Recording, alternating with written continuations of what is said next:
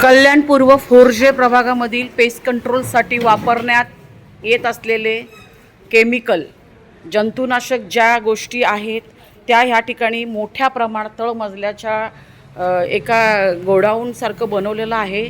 तुम्ही बघू शकता.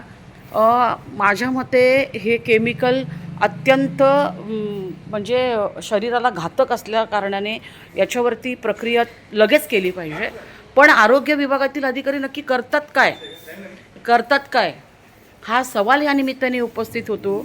एखाद्या व्यक्तीने ह्या ठिकाणी हे केमिकल प्राशन केले किंवा काढताना त्या केमिकलचा प्रादुर्भाव त्या संबंधित कर्मचाऱ्याला झाला तर याची जबाबदारी नक्की कोणाची हाही सवाल ह्या निमित्ताने उपस्थित होतो.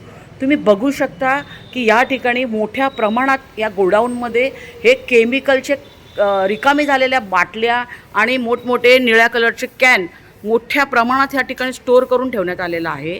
आणि म्हणजे विचारणारं कोणी नाही आहे का या ठिकाणी एवढ्या मोठ्या प्रमाणामध्ये केमिकल नक्की वापरलं कुठं जातं हाही शोधाचा विषय आहे.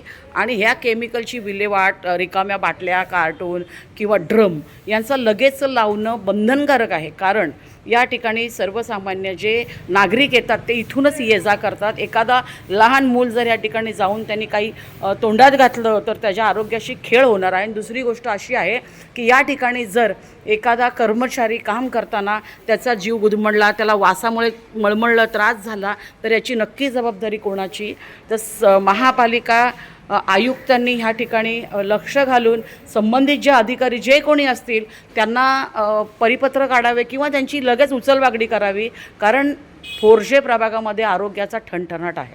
सर्वत्र तुम्हाला ही घाण किंवा हे जे काही तुम्हाला अशी परिस्थिती दिसते ती सर्वत्र दिसते. म्हणून महापालिका आयुक्तांनी 4G प्रभागामध्ये वैयक्तिक लक्ष घालून या ठिकाणी संबंधित अधिकाऱ्यांना एक तर बडतर्फ करावा किंवा त्यांच्यावरती कारवाई करावी अशी सर्वसामान्य नागरिक कर भरणाऱ्या कल्याणपूर्वकरांची मागणी महापालिका आयुक्त यांच्याकडे आहे.